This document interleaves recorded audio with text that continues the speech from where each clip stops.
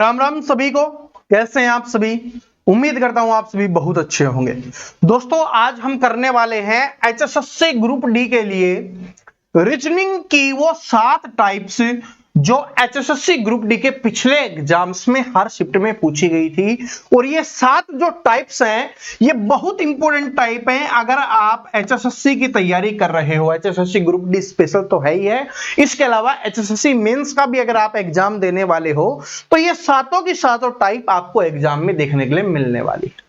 और ये सारी टाइप्स हैं, आप सभी को आनी चाहिए। अगर इनमें से कोई भी टाइप आपको नहीं आती तो इसका मतलब आपका नंबर कम हो जाएगा और आपका नंबर हम कम होने नहीं देंगे। ठीक है, तो वीडियो को ध्यान से देखना, सब कुछ मैं आपको समझा दूंगा, फिर आपको कभी प्रॉब्लम नहीं होगी, कोई भी ऐसी टाइप नहीं बचेगी जो आपको नहीं आएगी। ठीक है जी, चलो। और आप सभी थोड़ा मोटिवेट हो जाइए क्योंकि अभी जल्दी आप सभी के लिए अच्छी न्यूज आने वाली है एचएसएससी की तरफ से। ठीक है जी, चलो।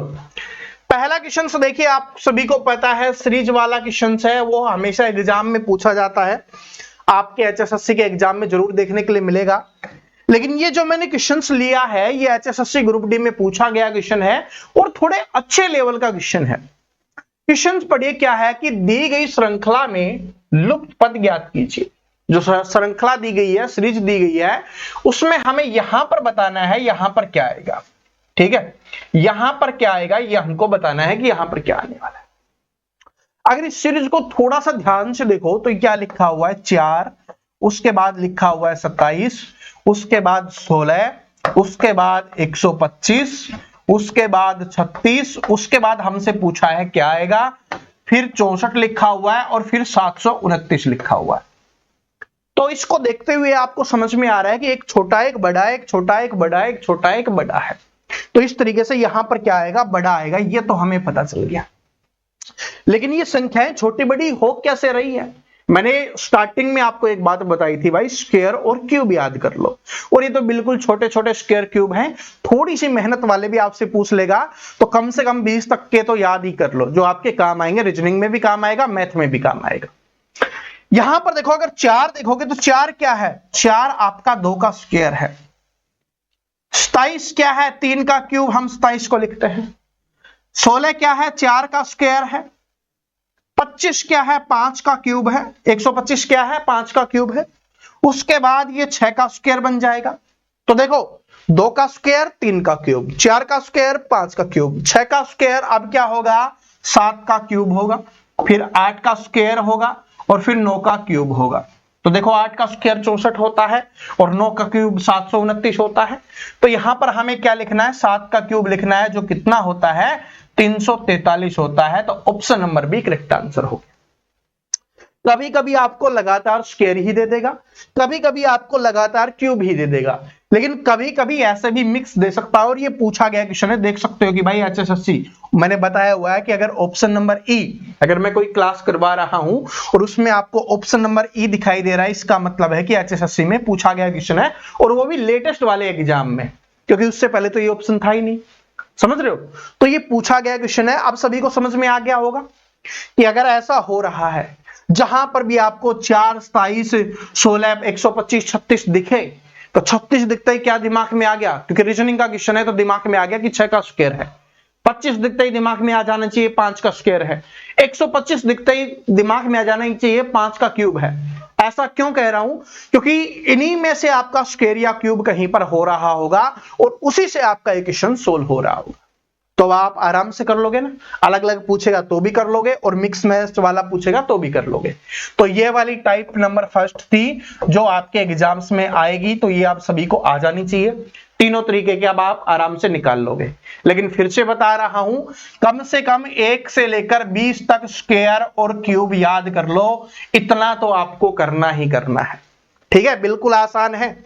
चलो अगले क्वेश्चन पे चलते हैं कि एक निश्चित कूट भाषा में फिजिक्स को यह लिखा जाता है, तो बायोलॉजी को उसी कूट भाषा में कैसे लिखा जाएगा ये अपने को बताना है। ऐसे क्वेश्चंस आते ही हमें क्या देखना होता है कि भाई इसमें कितना प्लस करके लिखा गया है या इसमें कितना माइनस करके लिखा गया है। बस 2 ही चीजें होती है, या तो प्लस करके लिखा जाएगा या माइनस करके लिखा जाएगा मेनली। कभी कभी क्या होता है रिवर्स वाले, और वो काफी चीजें होती हैं, वो मैं जब टॉपिक की क्लास आएगी, जब आपके नोटिफिकेशन आ जाएंगे उसके बाद मैं आपको करवा दूंगा। लेकिन जो सबसे ज्यादा पूछी जाती टाइप्स है वो यही है, अपने एचएसएससी के द्वारा जो टाइप सबसे ज्यादा पूछी जाती है वो यही है, या तो कोई संख्या प्लस हो रही होगी या कोई संख्या माइनस हो रही होगी। ठीक है, चलो इसमें देखो फिजिक्स लिखा हुआ है, और ये P का क्या लिखा हुआ है, R। P का R कब आएगा, जिनको याद है तो वो अपने नंबर से कर सकते हो, नहीं याद है तो आपको पता है PQR, इसका मतलब है कि +2 किया गया है, या आप बोल सकते हो कि एक छोड़ के अगला लिखा गया है। ठीक है, सभी के करने का तरीका अलग होता है, मैंने आपको बताया। H है, H के बाद क्या आता है, H के बाद I और I के बाद J, यानी कि +2 हुआ है, या आप बोल सकते हो कि एक छोड़ के अगला लिखा गया है। तो स्टार्टिंग के 2 में ये हो रहा है, आगे और चेक कर लो, लास्ट में चेक कर लेते हैं। S के बाद TU आ रहा है, इसका मतलब क्या हो रहा है, +2। तो सभी में +2 हो रहा है, तो यहां पर भी हम +2 कर देंगे। अगर माइनस हो रहा होता तो माइनस कर देते। हमें लगातार थोड़े से चेक करना है, क्योंकि क्या होता है कि स्टार्टिंग के 2 प्लस का होगा, फिर माइनस का दे देगा, फिर प्लस का दे देगा, फिर माइनस का दे देगा, या ऐसे हो सकता है कि एक प्लस का होगा एक माइनस का होगा। इसलिए हमें 2-4 तो चेक करने ही पड़ेंगे, तभी हमें पता चलेगा, जल्दबाजी नहीं करनी। ठीक है, क्योंकि एचएसएससी में आराम से बहुत ज्यादा समय मिलता है, जिसमें आप क्वेश्चंस को आराम से सोल्व कर सकते हो। ठीक है, तो इसमें क्या करना है, +2 करना है। तो बी में +2 करोगे, क्या करोगे, या एक छोड़ के अगला लिखोगे तो क्या आ जाएगा, डी आ जाएगा। तो सबसे पहले डी होना चाहिए, सभी में है। के बी है तो आई के बाद जे के हो जाएगा, तो के बी सभी में है। उसके बाद ओ का बताओ, ओ का क्या आएगा, ओ का क्यू बी है, तो इसमें तो कुछ फर्क नहीं। अब पता चलेगा एल का क्या आएगा, एल का आएगा आपका एन। तो एल का एन होना चाहिए, ये आंसर नहीं हो सकता, ये आंसर नहीं हो सकता, ये आंसर नहीं हो सकता, आपका यही आंसर हो जाएगा, क्योंकि डी के क्यू एन है, डी के क्यू एन है, बाकी किसी में नहीं है। तो ऑप्शन नंबर 1 करेक्ट आंसर हो जाएगा। आगे चेक करना चाहते हो चेक कर सकते हो, जैसे y का +2 करोगे तो क्या आएगा, a ही आएगा, क्योंकि y का +1 करते ही z, और z के बाद फिर a से स्टार्ट हो जाता है। ये इंपॉर्टेंट बात है, ध्यान से समझ लेना, कि जैसे हमारा y लिखा हुआ है और हमें +2 करना है, तो इससे अगला z। अब सोचोगे z पे तो खत्म हो गया, अब क्या लिखें, तो फिर दोबारा से a से स्टार्ट हो जाएगा। मान लो कि अगर y होता और +3 हो रहा होता, तो अगला पहले नंबर पे z, फिर a, और फिर हम b लिख रहे होते। तो बात समझ में आ गई, फिर दोबारा से स्टार्ट हो जाता है, जैसे z पे खत्म हो गया उसके बाद ABCD से दोबारा से स्टार्ट हो जाता है। ठीक है जी, चलो ये वाला कथन और निष्कर्ष वाला क्वेश्चन भाई एक पूछा गया था आपके एचएसएससी ग्रुप डी के एग्जाम में, जो पिछला एग्जाम हुआ था उसमें हर शिफ्ट में पूछा गया क्वेश्चन है। ठीक है, एक बार ये देख लिया, ऊपर वाला कथन है कि इसको देख के ये बताना है सही है या नहीं है। अब मैं इसको जूम कर देता हूं ताकि हम क्वेश्चंस को अच्छे से पढ़ पाए और इसका आंसर आराम से कर पाए। ठीक है जी, चलो ये हमारा कथन हमें दिया गया है। कथन क्या बोला गया है कि कुछ फूल गुलाब है, तो कुछ फूल, तो सबसे पहले हम एक गोला बनाएंगे, और ये किसका हो गया, फूल का हमने बना दिया। किसका है, फूल, ये हिंदी वाला फूल है, सुगंधित फूल है, इंग्लिश वाला फूल नहीं है। जो अभी नहीं पढ़ रहे वो क्या है, इंग्लिश वाले फूल है, और आप सभी पढ़ रहे हो तो आपकी सफलता के अंदर आपको क्या मिलेगा, हिंदी वाला फूल मिलेगा। सभी लेके आएंगे ना कि हाँ भाई लग गई जॉब। ठीक है, आपका दिल भी गार्डन गार्डन हो जाएगा, उसमें बहुत सारे फूल खिलेंगे फिर। ठीक है जी, तो ये क्या हो गया, फूल का हमने गोला बना दिया। कुछ फूल गुलाब है, कुछ की बात कर रहा है तो थोड़ा सा हम ले लेंगे, ये हमने ले लिया, और ये किसका बन गया, हमारा गुलाब का बन गया, कि कुछ फूल क्या है भाई, गुलाब है। ठीक है, बिल्कुल सिंपल आता है। ठीक है, ना बैंक वाला आता है, ना एसएससी रेलवे वाला आता है, अपने एचएसएससी वाला बिल्कुल सिंपल आता है। तो कुछ फूल क्या हो गए, गुलाब हो गए। उसके बाद देखो कुछ गुलाब लाल है, तो अब हमारा गुलाब वाला ये गोला है और इसमें बोला है कुछ, तो कुछ इतना ही ले लेंगे, और ये क्या हो जाएगा, लाल हो जाएगा, यानी लाल कलर के गुलाब है, क्योंकि गुलाब अलग अलग प्रकार के होते हैं ना। तो ये हमने, अब हमसे क्या पूछा, ये तो कथन हो गया। अब निष्कर्ष हमें निकालना है, सभी गुलाब फूल है। तो पहले गुलाब देखो, ये वाला अपना गुलाब का गोला है बीच वाला, क्या ये पूरे के पूरे गुलाब फूल के अंदर है, नहीं है, तो इसका मतलब पहले वाला निष्कर्ष गलत हो गया। आगे देखो, कुछ फूल लाल है, तो फूल वाला गोला कौन सा है अपना, ये है, फूल वाला गोला कौन सा है? ये है। और लाल वाला गोला कौन सा है? ये है। क्या ये आपस में टच हो रहे हैं? जब टच नहीं हो रहे तो होंगे नहीं, तो इसका मतलब ये भी नहीं होगा। तो इसका मतलब क्या होगा? न तो निष्कर्ष 1 और ना ही निष्कर्ष 2 निकलता है। बाकी एग्जाम्स में इसके निष्कर्ष निकाले जा सकते हैं कि दूसरा हो सकता है, ठीक है। लेकिन अपने एचएसएससी में बिल्कुल सिंपल क्वेश्चन है कि अगर आराम से हो रहा है तो ही करना है, कोई जोर जबरदस्ती नहीं करने, ठीक है। जैसे बाकी काफी जगह पे क्या होता है कि भाई हमारे स्टेट की लैंग्वेज बोलो, पर अपने हरियाणा में क्या है, हरियाणवी आती है अच्छे से तो बोल लो, नहीं आती तो कोई बात नहीं, अपने वाले बोल लो। तो वैसे ही है, ठीक है। कोई जोर जबरदस्ती किसी को नहीं है, ठीक है। हमारा देश है, हमारी मर्जी है, हम जो बोलेंगे वो बोलेंगे, ठीक है जी। चलो, तभी तो हमारा हरियाणा सबसे प्यारा है, सबसे न्यारा है, ठीक है। तभी तो हर भारतीय हमारे हरियाणा के ऊपर गर्व करता है। क्यों करता है?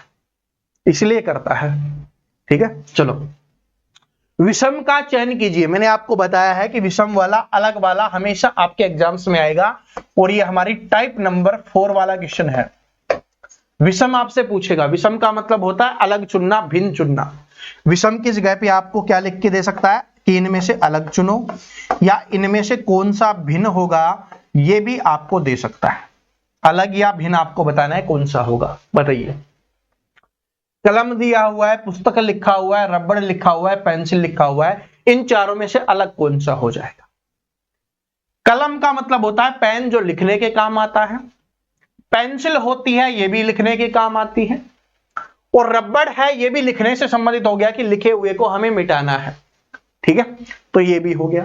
लेकिन पुस्तक क्या होगी? ये पढ़ने के काम आएगी। क्या होगी? ये पढ़ने के काम आएगी। वो सभी लिखने से संबंधित है और ये पढ़ने से संबंधित है, तो इसलिए अलग कौन सा हो जाएगा? ये वाला हो जाएगा, ठीक है जी। थोड़ा सा कंफ्यूजन हो सकता है कि आपको रबड़ में हो, इसलिए मैंने आपको बता दिया है, क्योंकि रबड़ भी क्या है, लिखने से संबंधित हो गया। कोई चीज हमने पेंसिल से लिख दी, तो उसको अगर रब करना है, मिटाना है, तो किसका इस्तेमाल होता है? रबड़ का, ठीक है। तो ये भी क्या हो गया? लिखने से संबंधित हो गया। तो ये तीनों के तीनों लिखने से संबंधित हो गए। अलग कौन सा हो गया? ये, क्योंकि ये पढ़ने से संबंधित है। अब बोलोगे सर जी पुस्तक, देखो पुस्तक और आपकी क्या बोलते हैं उसको, पुस्तक का मतलब होता है जो आपकी किताब है उसकी बात हो रही है, ठीक है जी। अपनी कॉपी की बात नहीं हो रही। इसको क्या बोलते हैं, मुझे अभी हिंदी वर्ड समझ नहीं आ रहा, ठीक है, लेकिन आप समझ गए होंगे। पुस्तक है, वो पढ़ने के काम आती है आपके, ठीक है जी। चलो आगे बढ़ते हैं कि नीचे अंग्रेजी अक्षरों के समूह को अव्यवस्थित क्रम में दिया गया है। संख्याओं, हाँ चलो इंग्लिश में मैं आपको बता देता हूं, आ गया है। ये किसकी बात हो रही है? बुक की बात हो रही है, बुक, ठीक है, नोटबुक की बात नहीं हो रही। समझ में आ गया? इंग्लिश में बता देता हूं, हिंदी वाला वर्ड अभी मुझे ध्यान नहीं आ रहा, तो क्योंकि कुछ स्टूडेंट को ये भी कंफ्यूजन हो सकता है कि सर जी उसमें तो लिखते हैं भाई ये पुस्तक की बात हो रही है, बुक की बात हो रही है, पढ़ने वाले की बात हो रही है, नोटबुक की बात नहीं हो रही, कि जिसपे हम लिखते हैं उसकी बात नहीं हो रही। चलो, नीचे अंग्रेजी अक्षरों के समूह को अव्यवस्थित क्रम में दिया गया है। संख्याओं के उस संयोजन का चयन कीजिए जिसके अनुसार अक्षरों को व्यवस्थित करने पर एक अर्थपूर्ण शब्द बने। यह क्वेश्चन बहुत सारे स्टूडेंट को डरा देता है और उनको लगता है कि भाई हमें इंग्लिश नहीं आती है, इंग्लिश के वर्ड याद नहीं है, तो नहीं कर पाए। देखो थोड़ा सा कॉमन सेंस का इस्तेमाल करना है और फिर आप आराम से निकाल लोगे। कैसे? सबसे सिंपल तरीका मैं आपको बता रहा हूं कि ये 4 ऑप्शंस दिए हुए हैं। इसका मतलब इन वर्ड्स को इन ऑप्शन में लगाने पे एक वर्ड सही बन जाएगा। तो ऑप्शन नंबर ए उठाओ, फिर अगर आपको लग रहा है कि इसमें मिस्टेक है तो फिर दूसरा, तीसरा, चौथा, इस तरीके से हमें चेक करना है। तो सबसे पहले ऑप्शन नंबर ए उठाएंगे, तो पहले नंबर पे 3 वाला लिखो। 3 वाला क्या है? पी है, तो हमने पी लिख दिया, ठीक है। उसके बाद 5 पे क्या है? 5 पे क्या है आपका? ओ है, तो हमने ओ लिख दिया। फिर 2 पे क्या है? एल है, तो हमने एल लिख दिया। फिर 4 पे क्या है? आई है, तो आई लिख दिया। फिर 6 पे क्या है? सी है, तो सी लिख दिया। फिर 1 पे ई है, क्या बन गया? POLICE, police. तो इसका मतलब ये ठीक है, ये हो गया। अगर मान लो इससे नहीं बन रहा होता तो हम नीचे वाला चेक करते हैं, ठीक है। बस बहुत ज्यादा हार्ड आपसे पूछता नहीं है, वही इंग्लिश के वर्ड आपसे पूछता है जो आपने पढ़े हैं, ठीक है, आपने अभी तक जीवन में देखा होगा, उसी के बारे में आपसे पूछेगा। पुलिस है, हरियाणा पुलिस की भी वैकेंसी आएंगी, तो पुलिस का तो स्पेलिंग आपको पता ही होना चाहिए, कभी हरियाणा की पूछ लेगा। ठीक है, तो समझ में आ गया कैसे करना है। ऐसे क्वेश्चंस आ जाए तो डरना नहीं है, घबराना नहीं है, ऑप्शंस उठाओ और उनमें लगा दो, आराम से निकल जाएगा। ठीक है, और भाई बिल्कुल ही नहीं पता तो फिर तो क्या ही कर सकते हैं, थोड़ा बहुत तो पता ही होना चाहिए, इतनी नॉलेज तो होनी ही चाहिए भाई। ठीक है, जैसे कभी स्मार्ट का भी पूछ लेगा, पूछा गया था स्मार्ट, तो आराम से कर लोगे ना, पता है सभी को SMART ये होती है स्मार्ट की स्पेलिंग, तो बिल्कुल बेसिक बेसिक आपसे पूछेगा। चलो ये वाला देखिए, डायरेक्शन, डिस्टेंस एंड डायरेक्शन वाला क्वेश्चन है। मैंने आपको बताया था कि अपनी जो HSSC है ना, ये मिक्स में पूछती है। अभी पहले अलग अलग पूछती थी, डायरेक्शन वाला अलग क्वेश्चन होता था, कभी डायरेक्शन वाला पूछ लेती थी और कभी आपका डिस्टेंस वाला पूछ लेती थी, यानी दूरी वाला और आपका दूरी वाला और दिशा वाला अलग अलग पूछती थी। लेकिन अभी क्या पूछने लगी है, मिक्स पूछती है। देखो यहां पर दूरी भी दी गई है और आपकी दिशा भी दी गई है। चलो करते हैं, और ये मैं आपको कई बार समझा भी चुका हूं कि कुणाल है 90 मीटर पूर्व की ओर चलता है। यहां से कुणाल ने चलना शुरू किया, ये हमने गोला बना दिया, यहां से चलना शुरू करता है और पूर्व की ओर चलता है। ये चार दिशाएं होती हैं आपकी, ये वाली कौन सी होती है, पूर्व दिशा, ये वाली पश्चिम दिशा, ये वाली उत्तर दिशा, ये वाली दक्षिण दिशा। इनके बीच में होगी वो उत्तर पूर्व हो जाएगी। बाकी आप सभी को पता है इन दोनों के बीच में होगी दक्षिण पश्चिम या पूर्व दक्षिण आप बोल सकते हो। ठीक है, पूर्व दक्षिण या दक्षिण पूर्व, मैंने पश्चिम बोल दिया गलती से, पश्चिम दक्षिण ये हो जाएगा और उत्तर पश्चिम ये हो जाएगा। ठीक है, चलो तो यहां से वो चलना शुरू करता है और 90 मीटर पूर्व की ओर चलता है। तो पूर्व इधर है तो इधर चलेगा, और कितने मीटर चलता है भाई, वो 90 मीटर चलता है, ये हमें बताया गया। ठीक है, वहां से वह 60 मीटर पीछे पश्चिम की ओर चलता है। अब वो यहां पर पहुंच गया और यहां से 60 मीटर पश्चिम की ओर पीछे की तरफ, तो यहां पर पहुंच के पीछे की तरफ इधर ही होगा, और कितना चलता है, 60 मीटर चलता है, तो यहां पर आ गया। तो ये दूरी कितनी होगी, 60 मीटर की हो गई, पूरी 90 मीटर की थी, तो ये वाली दूरी कितनी हो जाएगी, 30 मीटर। ये यहां से यहां तक की दूरी 30 मीटर की और ये दूरी 60 मीटर की और टोटल 90 मीटर की। ठीक है, तो यहां से उल्टा आता है और यहां पर पहुंच गया। अब स्टूडेंट से गलती हो जाएगी अगर थोड़ा ध्यान नहीं दोगे तो। इसके बाद वह दाएं मुड़कर 40 मीटर चलता है। आप लगोगे कि यहां पर है, यहां पर तो है, लेकिन उसका मुख कहां पर है, इधर, क्योंकि वो उल्टा आ रहा है, वापस आ रहा है। अगर आपने मुंह इधर कर दिया तो आप नीचे की तरफ चलाओगे दायां, ये आपसे गलत हो जाएगा, क्योंकि वो पीछे मुड़कर आ रहा है, तो पीछे मुड़ के आ रहा है, तो दायां उसका कौन सी तरफ हो जाएगा, अगर मुंह इधर है तो दायां ऊपर की तरफ हो जाएगा। तो दाएं मुड़कर 40 मीटर चलता है। अब यहां से दायां मुड़ता है और वो कितने मीटर चलता है, 40 मीटर चलता है। ठीक है जी, यानी कि यहां पर वो पहुंच गया। अब हमें यहां पर वो पहुंच गया है। अब हमें क्या बताना है कि वह अपने प्रारंभिक बिंदु से कितनी दूर और किस दिशा में है, ये अपने को बताना है। प्रारंभिक बिंदु कौन सा था, यहां से आपको बताना है।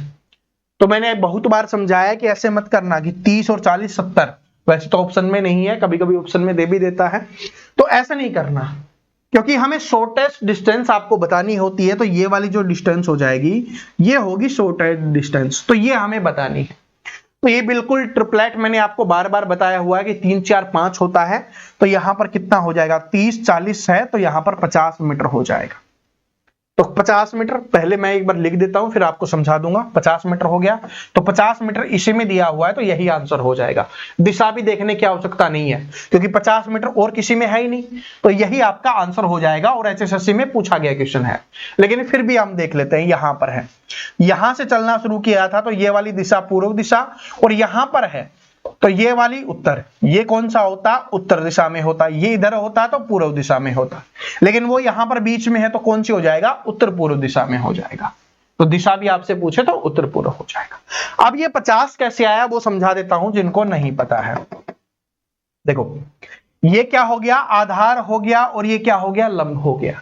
तो पाइथागोरस थ्योरम आप सभी को पता होगा कि अगर हमें ये वाला निकालना है, कर्ण निकालना है, तो हमें रूट में करना होता है किसका स्क्वायर, आपका आधार का स्क्वायर और प्लस में आपका लंब का स्क्वायर। तो 30 का स्क्वायर प्लस में आपका 40 का स्क्वायर, 30 का स्क्वायर हो जाएगा आपका 900 प्लस में 40 का स्क्वायर कितना हो जाएगा 1600, टोटल हो जाएगा आपका 2500 और 2500 का रूट करोगे तो कितना आ जाएगा आपका 50 आ जाएगा। ये इस तरीके से आया है। पाइथागोरस थ्योरम का इस्तेमाल हमने किया है तो ये आप सभी को पता होगा, वरना ये वाली ट्रिपलेट याद कर लो जो बार बार आती है 3 4 5, इसको कितने से भी गुना करके लिख देते हैं। कभी कभी तो मोस्टली 2 से गुना करके या 10 से गुना करके होता है, तो 10 से गुना वाला तो आपने कर लिया कि एक एक जीरो आपने लगा दी, लेकिन 2 से गुना वाला भी पूछा जाता है तो 6 हो गया, 8 हो गया और 10 हो गया। तो 6 8 अगर आपको दिख जाए तो करंट निकालना हो तो 10 निकाल सकते हो। ठीक है जी, ऐसे अपने को करना है। अब टाइप नंबर 7 है, 7वीं है। 7वीं है भाई, आपके कैलेंडर से संबंधित क्वेश्चन है वो आता है, और ये इस तरीके का क्वेश्चन पूछा जाता है कि आपको अपना दिमाग इस्तेमाल करना है। ठीक है जी, कैलेंडर देखो मैं पढ़ा चुका हूं, क्लॉक में आपको पढ़ा चुका हूं। ठीक है, और रीजनिंग वाली प्लेलिस्ट में देखोगे तो आपको दिख भी जाएगा। अब क्या है कि यदि रविवार से प्रारंभ होने वाले इसी 30 दिन के महीने में प्रत्येक दूसरे और चौथे शनिवार तथा सभी रविवार को अवकाश हो तो उस महीने में कितने कार्य दिवस होंगे, ये अपने को बताना है। क्वेश्चंस को ध्यान से पढ़ना है और ध्यान से समझना है तभी सही से आंसर कर पाओ। सबसे पहले हमें बताया गया है कि भाई 30 दिन का महीना है। पहली चीज तो यह है कि 30 दिन का महीना है, उसमें दूसरे और चौथे शनिवार को, यानी दूसरे और चौथे शनिवार को छुट्टी होती है। इसके अलावा हर रविवार को, सभी रविवार की बात है कि मतलब सभी जितने भी रविवार आएंगे, आपका जो इतवार होता है, रविवार होता है, संडे होता है, उसकी क्या होगी, छुट्टी होगी। ठीक है जी, तो इसका मतलब सारे संडे की छुट्टी है और दूसरे और चौथे आपके क्या हो जाएगा, शनिवार की छुट्टी। तो आपको बताना है कार्य दिवस कितना होगा। तो आपसे यह भी पूछ सकता है कि कितने दिन कार्य होगा, यह कार्य दिवस मतलब कितने दिन जहां पर भी जाना है। अगर कार्यालय की बात हो रही है तो कार्यालय, स्कूल की बात हो रही है स्कूल, और किसी की बात हो रही है तो और किसी, तो उसको कार्य दिवस बोला जाएगा। ठीक है, और आपसे यह भी पूछ सकता है कि कितने दिन का अवकाश होगा या कितने दिन की छुट्टी होगी, कितने दिन का रेस्ट रहेगा, ये आपसे पूछ सकता है। चलो, 30 दिन का महीना है, आप सभी को पता है कि भाई 4 क्या आते हैं, आपके रविवार आते हैं, लेकिन 7 दिन में आता है तो इसका मतलब क्या हो गया, अगर 4 से गुना करें तो ये 28 आ जाता है, 28। लेकिन शुरुआत क्या हो रही है, देखो ध्यान से पढ़ो कि यदि रविवार से प्रारंभ होने वाले, तो इसका मतलब जो पहला दिन था वो पहला दिन क्या हो गया, रविवार हो गया, उस दिन की छुट्टी है। दूसरा 7 दिन बाद आएगा तो 8 तारीख की छुट्टी हो जाएगी। अगर इसको छोड़ो, इसमें थोड़ा कंफ्यूजन होगा आपको, तो पहले 1 तारीख की छुट्टी है क्योंकि रविवार है, फिर 7 दिन बाद दूसरा रविवार आएगा तो 8 तारीख की छुट्टी है, फिर आपकी क्या हो जाएगी, 15 तारीख की छुट्टी हो जाएगी। क्या हो जाएगी भाई, 15 तारीख की, 7 दिन हमने यहां पर जोड़ दिया, फिर आपके 22 तारीख की छुट्टी हो जाएगी और फिर आपके 29 तारीख की छुट्टी हो जाएगी। तो इसका मतलब कितने रविवार आ गए, 5 रविवार आ गए। तो 5 दिन की तो छुट्टी आपकी ये हो जाएगी रविवार की। इसके अलावा दूसरा और चौथा शनिवार वो तो आना ही है, तो 2 दिन की छुट्टी वो और हो जाएगी, 2 दिन की छुट्टी वो और हो जाएगी। तो टोटल 7 दिन की छुट्टी होगी। तो अगर आपसे पूछे कितने दिन की छुट्टी होगी तो 7 दिन की, और काम कितने दिन करना पड़ेगा तो इसमें छुट्टी माइनस कर लो, तो 23 दिन क्या होगा, कार्य दिवस रहेगा। तो option number D correct answer हो जाएगा। ठीक है, लेकिन एग्जामिनर किसी भी दिन से शुरुआत करवा सकता है। अगर मान लो शनिवार से शुरुआत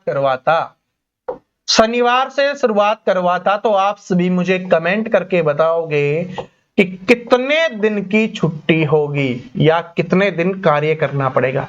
तो लिख देना कि आप छुट्टी कमेंट कर रहे हो या कार्य दिवस कमेंट कर रहे हो। तो ये कमेंट करके आपको बताना है कि शनिवार से शुरुआत हो रही है। ठीक है, शनिवार से शुरुआत हो रही है और दूसरे और चौथे शनिवार को होती है। चलो देखते हैं कि थोड़ा सा दिमाग लगाते हो या नहीं लगाते। क्वेश्चंस थोड़ा सा प्यारा है, ठीक है, जो मैंने पूछा है आप सभी से उसका आंसर आपने कर दिया ना, इसका मतलब थोड़े समझदार हो आप, थोड़े नहीं बहुत ज्यादा समझदार हो, क्योंकि कंफ्यूजन वाला क्वेश्चन मैंने आपसे पूछा है। तो यहां पर लिख देते हैं हम, रविवार की जगह पे किससे शुरुआत हो रही है, शनिवार से शुरुआत हो रही है। तो आपको कमेंट करके बताना है। ठीक है जी। तो ये 7 टाइप के क्वेश्चंस थे जो आपके एचएससी द्वारा पूछे जाते हैं। तो ये सारी की सारी टाइप्स आप सभी को आनी चाहिए। अगर आपको इन टाइप्स में किसी में भी प्रॉब्लम आई है तो कमेंट कर देना। कोई भी टॉपिक्स में इनमें से आपको कमी लगी है कि सर जी हाँ ये टॉपिक्स थोड़ा और अच्छे से हमें समझा दीजिए, इसके और क्वेश्चंस हमें करवा दीजिए, तो आप कमेंट करके जरूर बता देना। ठीक है जी। तो मिलते हैं नेक्स्ट वीडियो में, तब तक हंसते रहिए, मुस्कुराते रहिए, पढ़ते रहिए। जय हिंद, जय हरियाणा, जय हरियाणवी।